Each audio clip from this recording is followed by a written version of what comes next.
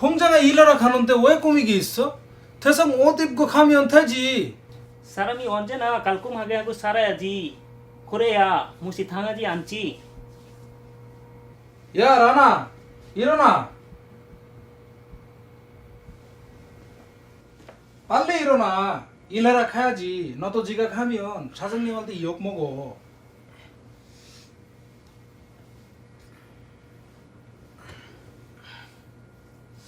일하러 가기 싫어. 저번 주는 주말에도 일해서 쉬지도 못했는데. 그래도 오늘은 월급 받잖아.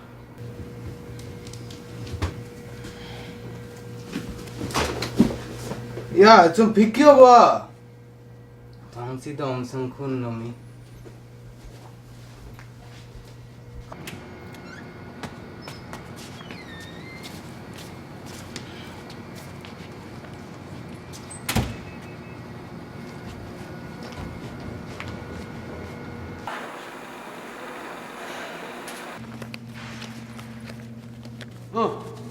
자, 월급 명세서. 오늘 입금 될 거야. 오늘 월급 날이니까 더 열심히, 응? 아, 그리고 최저임금 오른 거 알지? 그래서 이번 달부터 기숙사비 20만 원에서 25만 원으로 올린다. 그렇게도 알고 있어.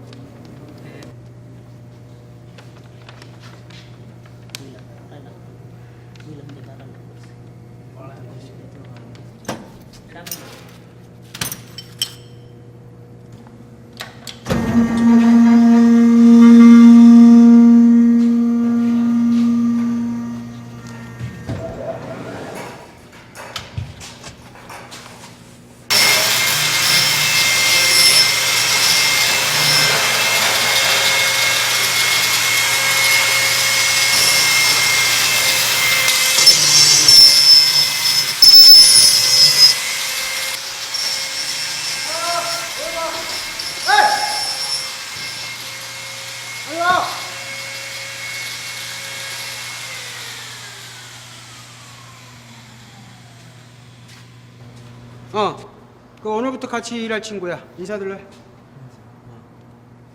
여기도 방글라데시 사람이야. 내가 너희들 생각해가지고 같은 방글라데시 사람으로 뽑았잖아. 라시드. 시문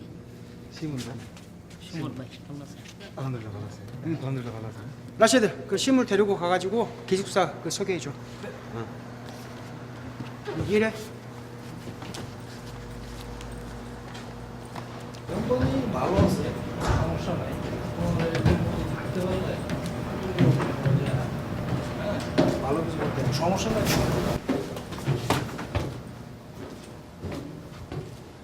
অসুবিধা নাই বুঝছো আমাদের এখানে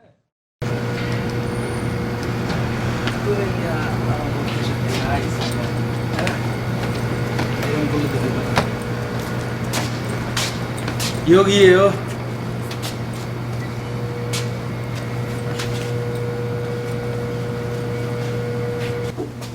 여기 가방 두면 두이고 씹는 것을 박에 있어요.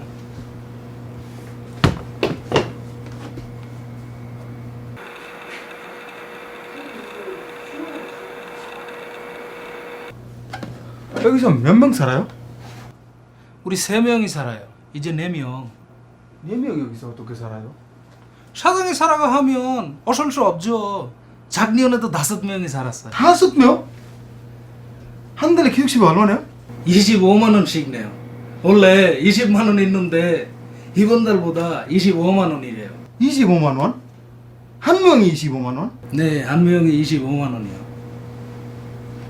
아이고 말도 안 돼요. 이런 좁은 방에 게다가 건대인데 어떻게 한 명이 25만 원?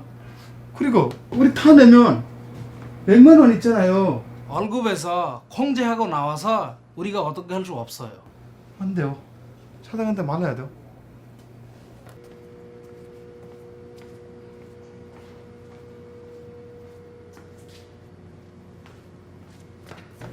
안녕하세요. 왜? 사장님, 기숙사비 25만 원이에요? 왜? 너무 비싸요. 야, 너희 최저임금 올랐잖아. 그래서 나도 올렸어. 야, 물가도 비싸고, 요즘 전기세, 수도세 얼마나 비싼 줄 알아? 세세 임금이랑 이거 무슨 상관이에요? 그리고 그 좁은 방에 어떻게 4명이 함께 지내요? 원래 법적으로 한 방에 15명까지 괜찮아. 4명이면 양호하지. 야, 그리고 너희들 그거 할 것도 없는데 가서 잠만 자면 되잖아. 거기 쭉 누우면은 20명도 자겠다, 야. 그거 어떻게 20명이 자요? 우리 군대에서는 다 그렇게 잤어. 말도 안 돼요. 여기 군대요? 우리 군대 왔어요? 이건 법적으로 잘못했어요. 참네. 법? 네가 법에 대해서 알아? 그래, 좋아. 법대로 해, 법대로. 사업주가 저희에게 뭐 기숙사라든지 식사라든지 이런 거를 반드시 제공해야 한다라고 하는 의무를 갖고 있진 않습니다. 따라서 사업주가 만약에 우리에게 어떤 기숙사를 준다든지 아니면 식사를 제공하는 경우 그거에 따르는 비용을 우리한테도 청구할 수 있다라는 뜻입니다. 다만 그 청구 가능한 금액이 무한정 뭐 얼마든지 청구할 수 있는 건 아니고 법적으로는 그 청구할 수 있는 한도 금액은 정해져 있는데요. 일단은 만약에 기숙사를 뭐 오피스텔이나 어떤 아파트라든지 이런 건물로 부여를 하는 경우에는 월 통상임금의 15%까지만 청구할 수 있고요. 만약에 그게 아니라 그냥 컨테이너라든지 이런 임시거주시설인 경우에는 월 통상임금의 8%까지만 청구할 수 있습니다. 일대 통상임금이라고 하는 거는 어렵게 생각하실 필요는 없을 것 같고 연장 근로를 하지 않은 그러니까 나의 정해진 기본급이라고 생각하시면 될 것 같습니다. 이때 이제 기숙사비를 원칙적으로는 발생한 비용만큼 추후에 청구하는 게 원칙인데 이거를 월급에서 사전에 공제를 하는 경우들도 있습니다. 이거는 원래는 금지되는 거라고 알고 계시면 될 것 같은데요. 만약에 이렇게 사전에 공제하기 위해서는 반드시 우리 자국어로 된 따로 별도의 계약서가 필요하다라고 보시면 될 것 같습니다. 또 추가로 만약에 계약을 했을 때 그러니까 서면 계약서로 그 기숙사를 오피스텔로 부여한다라고 체크를 하는데 막상 가봤더니 그냥 컨테이너다. 이런 식으로 이제 계약할 당시와 계약 후가 말을 바꾸는 경우들이 있는데요. 이럴 경우에는 이제 사업주가 계약을 위반한 거기 때문에 바로 다른 회사로 옮길 수가 있습니다. 뿐만 아니라 이런 계약 위반으로 어떤 임금이라든지 이런 거에 저하가 있다라고 하면은 이거에 대해서는 노동청에다가 신고할 수도 있습니다.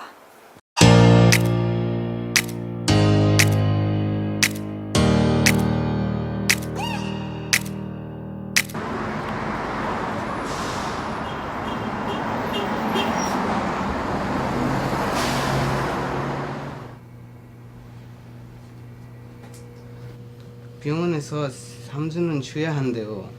뭘 3주씩이나 쉬어. 허리가 아파서 일할 수가 없어요. 누워있어도 머리가 많이 아파요. 야, 멀쩡한 내가 지금 병원 가서 3주 쉰다는 그냥 나와. 그 깨병 부리지 말고 빨리 가서 일이나 해. 에휴.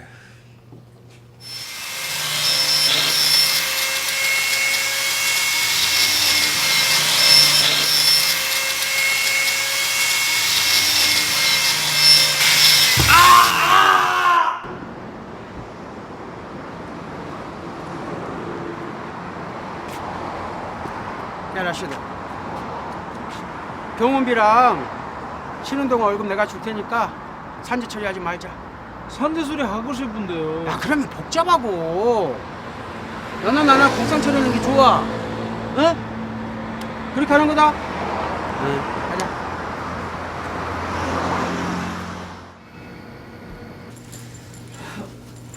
아 부럽다. 나도 쉬고 싶다. 뭐가 불어?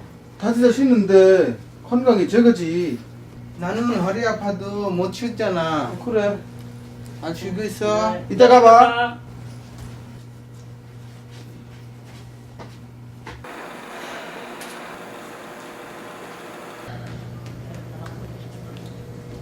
야, 라시드 오늘도 안 나왔어? 어디 있어? 나세도 기숙사에 쉬고 있어요. 아, 이 새끼는 며칠 쉬었으면 됐지. 얼마나 쉬고 가는 거야? 아우.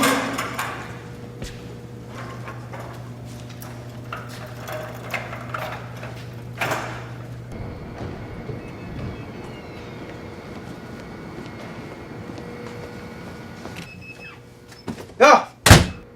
너 왜 공장 안 나와? 타서서 쉬고 있잖아요.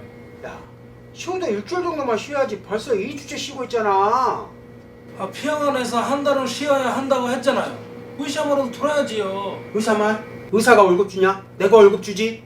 야, 그리고 그 정도 쉬었으면 어느 정도 나왔잖아. 나와서 일해야지. 저는 다섰는데 어떻게 해요? 왼손 괜찮잖아. 왼손. 응? 청소라도 해야지.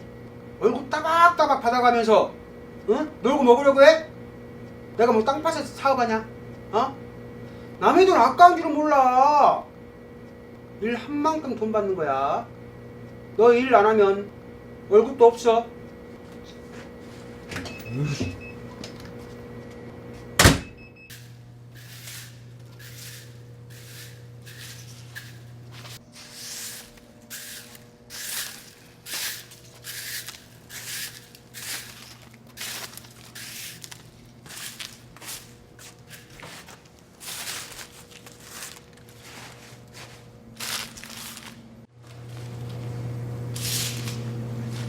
라시드, 뭐하네? 상처해. 사장이 상처라도 하래. 안 그러면 월급도 안 준대.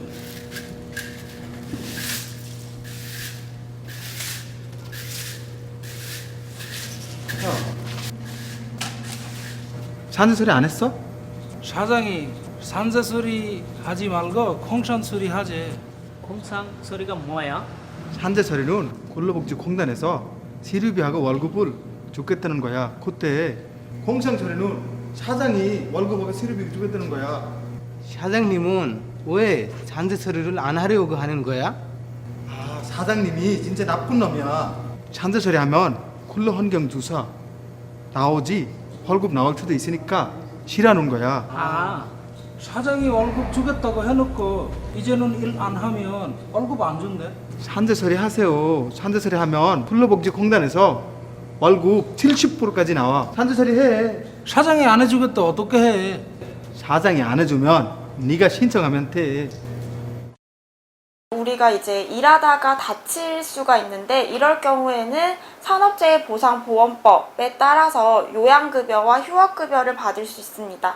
요양급여라고 하는 거는 산재로 다친 나의 어떤 몸에 대해서 무료로 이제 치료를 받는 것을 의미를 하고요. 휴업급여는 일을 못하는 기간 동안에 임금을 70% 정도 보전을 받는 것을 의미합니다.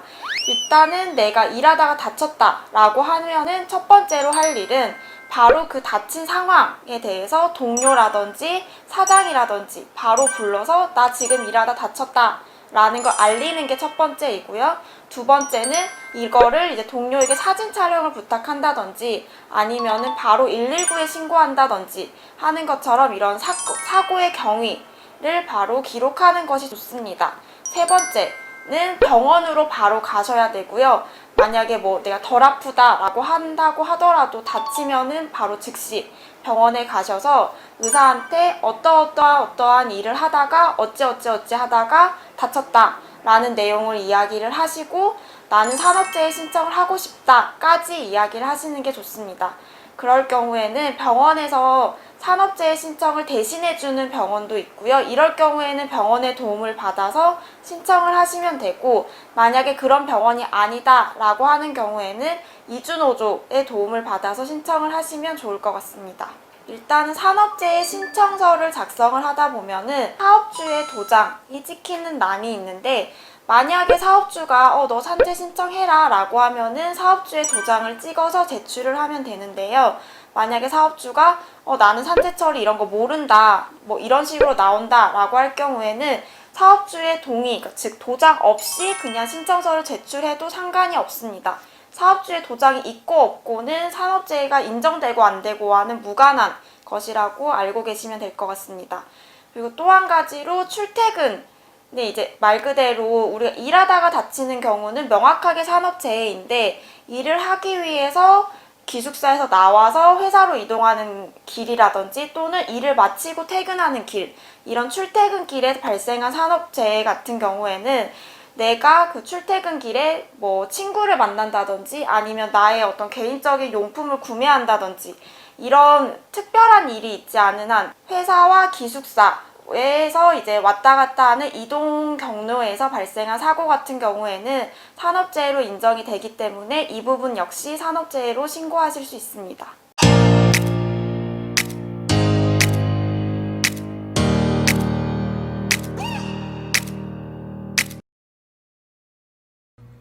예. 친구 신선. 누구야? 여자야? 에이, 남자잖아.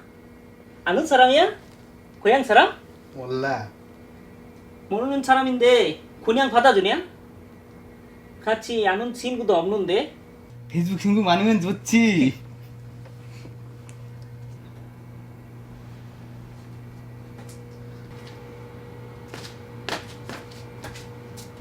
휴먼, 집에 돈 보내야 하는데 아는 프로가 있어?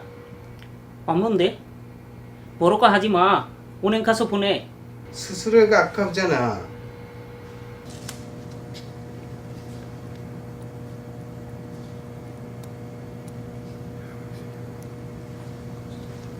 사장님, 나나. 저 은행에 좀 가야 해요. 어? 은행? 지금? 네, 집에 돈 보내야 해요. 엄마가 많이 아프대요. 야, 쉬는 날 은행 가. 은행 하는 날 못 쉬잖아요. 은행 문도 빨리 닫고. 아 몰라. 바빠 죽겠는데. 야, 이거 이번 주에 다 끝내야 돼. 빨리 가서 일해라.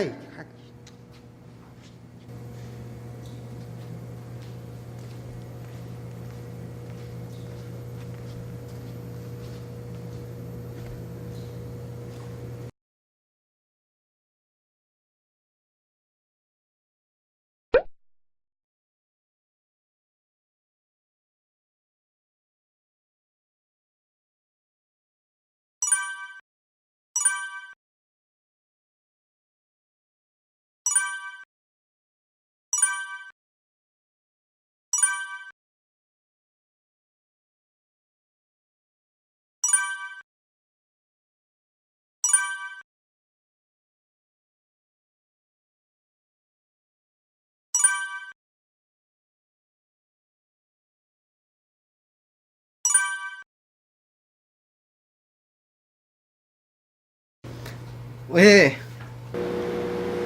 মা কেমন আছে? টাকা পাঠাছিলাম, টাকাটা কি গিয়েছে নাকি?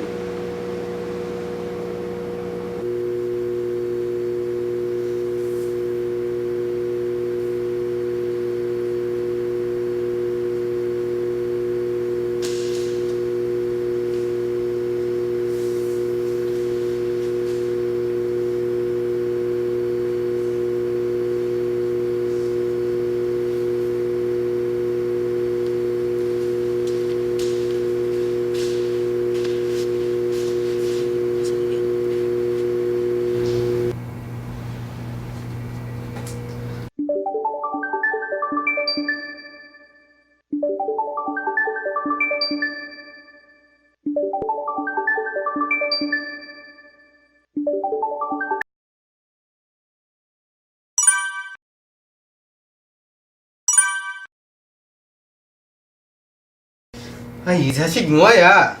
계속 전화 안 받아? 왜 그래? 무슨 일이야? 누가 전화 안 받아? 내가 보낸 보라가가 전화 안 받아. 우리 집에 돈 못 받았대.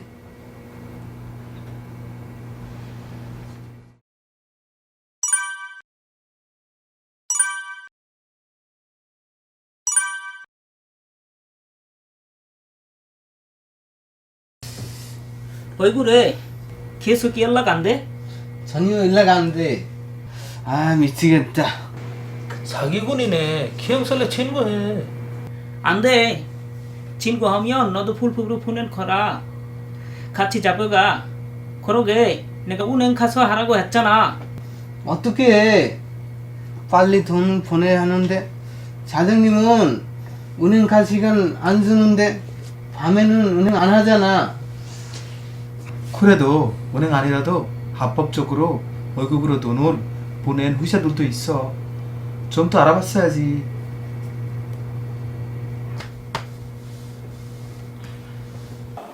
한국에서 하왈라나 훈디 등 환치기를 하면 어떤 처벌을 받는지 알아보겠습니다. 하왈라나 훈디 등 환치기는 불법 외환 거래를 말하는데요. 은행을 통하지 않고 개인과 개인끼리 해외로 돈을 송금하거나 입금받는 행위를 말합니다. 외국환 거래법에 따르면 해외로 돈을 송금하는 것은 외국환 업무 취급 기관을 통해야만 하며 우리가 생각하는 하왈라, 훈디, 환치기는 명백한 불법 외환 거래입니다. 만약 하왈라나 훈디, 환치기 브로커를 하다 적발될 경우 어떻게 될까요? 이 경우 송금 규모에 따라 달라질 수 있지만 직접적으로 브로커 업무에 가담하다가 적발되었다면 3년 이하의 징역 또는 3억 원 이하의 벌금에 처해질 수 있습니다. 그리고 이런 외국한 브로커에게 송금을 의뢰했다가 적발될 경우, 다시 말해 하왈라나 훈디로 송금하다가 적발될 경우에도 송금 규모에 따라 달라질 수 있지만 1년 이하의 징역 또는 1억 원 이하의 벌금에 처해질 수 있습니다. 사실 불법 외환 거래를 하는 것이 더 편리하고 더 저렴하다는 것을 알고 있죠. 하지만 하왈라, 훈디, 환치기는 명백한 범죄이기 때문에 그에 따른 처벌을 받을 수 있습니다. 실제로 얼마 전 어떤 외국인 음식점 사장이 같은 나라에서 온 사람들을 상대로 하왈라를 하다가 적발돼서 그 사장은 구속되고 그와 관련한 30여 명이 조사를 받고 추방당한 사례가 있습니다. 또한 외국한 브로커에게 속아서 송금한 금액 모두를 잃게 되는 경우도 빈번하게 발생하고 있고요. 그러니 한국에서 고생하시는 근로자 여러분, 여러분들이 힘들게 번 돈을 안전하게 송금하기 위해서 약간의 비용이 들더라도 시중은행이나 전문 송금업체를 이용합시다.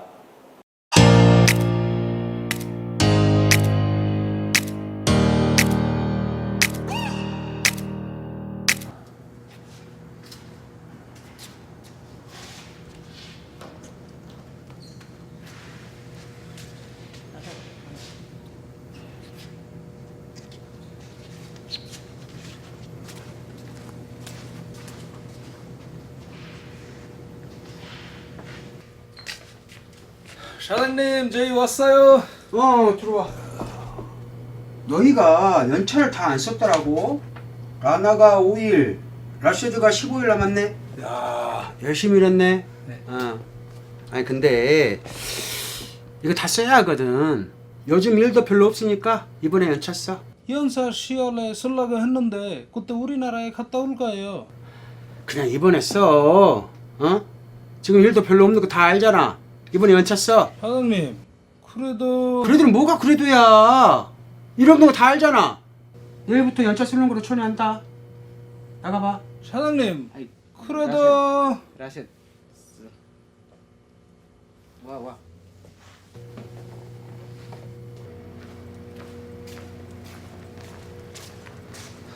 아이씨, 연사는 나중에 주겠다고 했는데 왜 지가 지금 억지로 쓰래? 우리가 뭐라고 해봤자 무슨 소용 있어? 사장님 하라면 해야지. 10월에 동생이 결혼해서 그때 우리나라에 가려고 했는데 아이씨.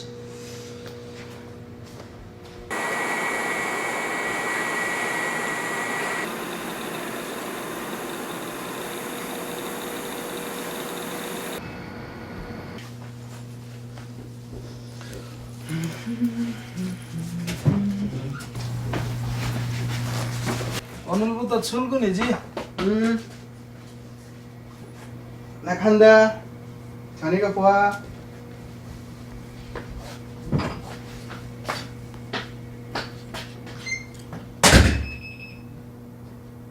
혼자서 갈 데도 없는데.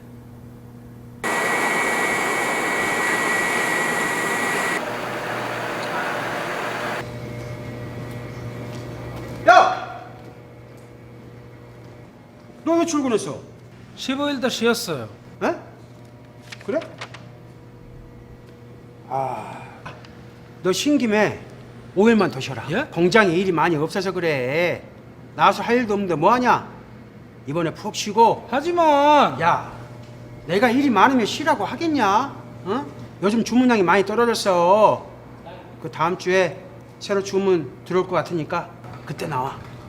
사장님, 이거 납품이 안 되는데요. 뭐? 아씨, 그것도 왜 안 돼?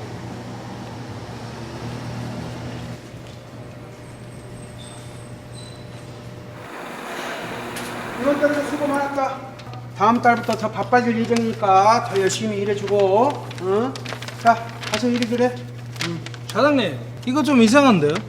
뭐가 이상해? 저 월급이 모자란 것 같던데요? 아, 그거. 너 그 연차 말고 5일 더 쉬었잖아. 그래서 5일 더 빼고 준 건데, 뭐 잘못됐어? 네? 아, 사장님이 수약을 쉬었잖아요. 그래서 뭐 신고는 신고잖아. 야, 내가 땅 파서 사업하냐? 일을 안 해도 돈을 어떻게 줘? 계산 맞지? 사장님, 저희가 또 잘못된 것 같은데요. 또 너냐? 또 뭐가 잘못됐는데? 이번 달에 주 48시간 일하는데 연장 근로수당 안 나왔어요. 뭔 소리야? 주 48시간이 맞잖아. 그런데 무슨 연장 근로수당이야? 아니에요. 주 40시간이야. 그래서 9시간 넘으면 연장 근로수당 주셔야 해요. 뭐는 소리야? 주 48시간이야. 아니에요. 바꿨어요. 아, 참네. 이놈이 무슨 어디서 헛소리를 듣고 와가지고. 야, 한국 사람이 내가 더 잘 알겠냐? 외국인이 네가 더 잘 알겠냐? 어디서 이상한 소리 듣고 와가지고. 빨리 가서 일 좀 해. 너 왜 그래? 48시간이잖아. 아니요. 이제는 40시간이야. 아이씨, 자기가 쉬라고 해놓고 왜 돈을 다 안 줘? 저 또라이. 일이 없으면 휴업을 해야지.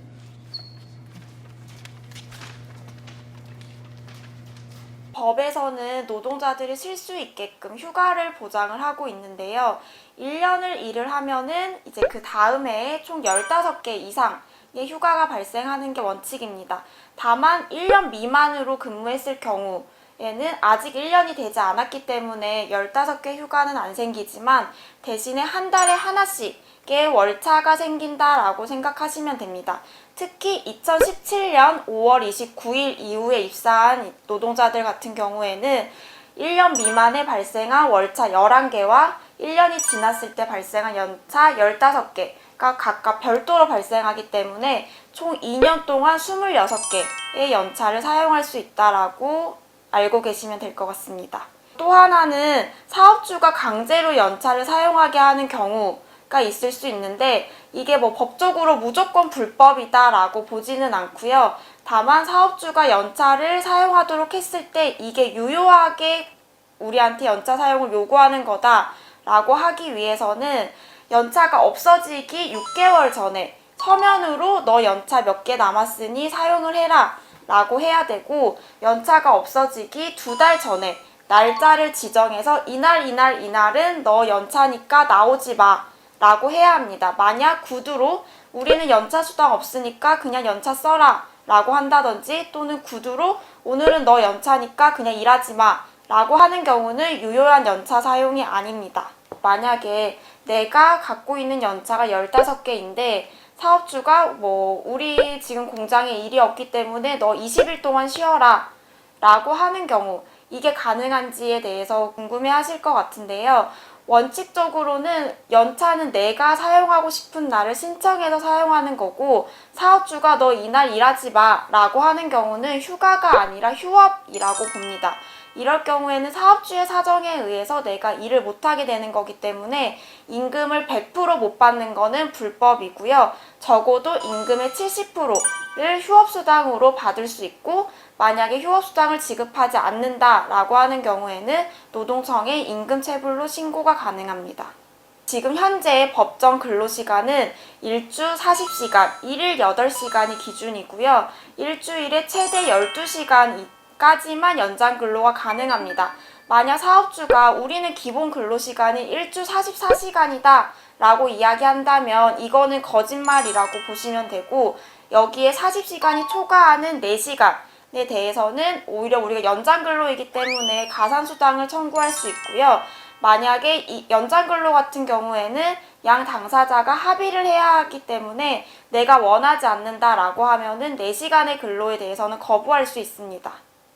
저희가 일을 하는 가장 주된 목적이 임금일 텐데요. 정당한 임금을 내가 지급받는지 확인하기 위해 첫 번째로 계약서를 꼼꼼하게 보셔야 되고, 두 번째로는 이제 매년 정해지는 최저임금 보다 내 임금이 적다라고 하면은 이거에 대해서는 임금체불로 신고할 수 있습니다. 다만 이걸 하기 위해서는 나의 어떤 출퇴근에 대한 기록이 기본적인 자료가 되는데, 이 기록을 하루하루 꼼꼼하게 기록을 해두는 편이 이제 나중에 만약에 임금이 정당한지 부당한지를 따지기 위해서 용이하기 때문에 이 부분은 꼭 한 번씩 확인을 해주시면 좋을 것 같습니다.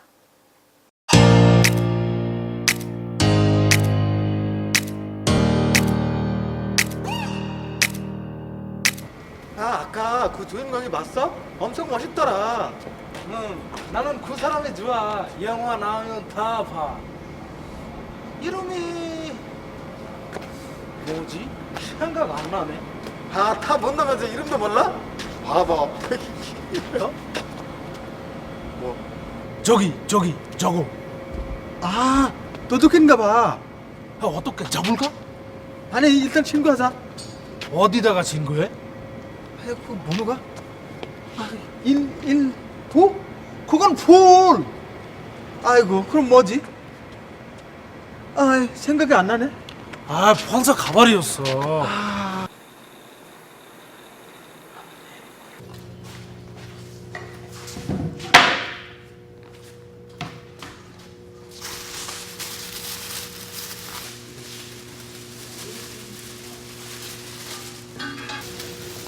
왔어? 영화 재밌었어? 재미있었어요. 그러니까 같이 나가자니까. 쉬는 날에도 기숙사에서 안 나가서 뭐해? 저는 날은 쉬는 거야. 나가면 피곤해. 아까 오는 길에 도둑놈 봤어. 틀 제한한 아저씨 지갑을 훔치더라. 어떻게 했어? 신고했어? 아니, 그 번호가 잊어버리기 때문에 지나갔던 한국 사람에게 못하겠어. 에이, 112 있잖아. 112야. 112. 아이, 바보들. 거기나 그 영화자. 너희 머리는 잘 돌아가려면 기름칠 좀 재야겠다.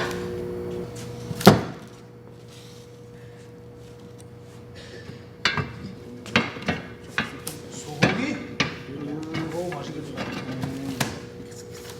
재밌었어. 빨리 해.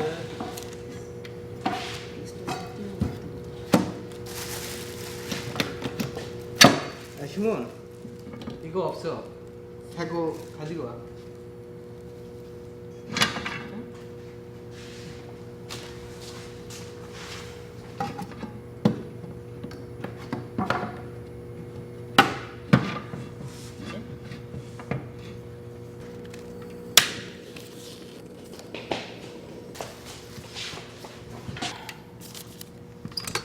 왜 그래? 안 돼. 이렇게 주면 안 돼. 물판이 너무 커. 빨리 많이 구워 먹으려고 일부러 큰 거 샀지. 아니, 가수 뜨거워지면 폭발해. 아이, 수원. 큰세나. 아이, 큰일 나냐고. 수원, 아까 그 가수도 그냥 버렸지? 왜? 아이고, 그냥 버리면 안 돼. 그러다 나중에 잘못해서 폭발할 수도 있어. 가수 콘에 다 빼고 버려야 해. 여기서? 아니, 밖에서 공이 잘 통하는 곳에서. 여기 폴라면 우리 다 죽었는데 여기 수화기도 없잖아요. 그래, 우리 수학이도 미리 준비해야 할 것 같다. 이런 기숙사에서 몰라서 수근은 이주노동자들 뉴스도 봤어. 폴라면 어디다가 신고해? 119. 119야. 119. 범죄가 발생했거나 범죄자를 발견한 경우는 112, 불이 나거나 환자가 발생한 경우는 119에 신고해야 한다는 것을 꼭 명심합시다. 112와 119 모두 다양한 언어 통역 서비스를 제공하고 있으니 긴급한 상황이 생기면 주저 말고 신고해야겠습니다. 112나 119에 신고할 때 가장 중요한 것은 자신의 위치를 정확히 말하는 것인데요. 이때 주소를 상세하게 말하는 것이 좋습니다.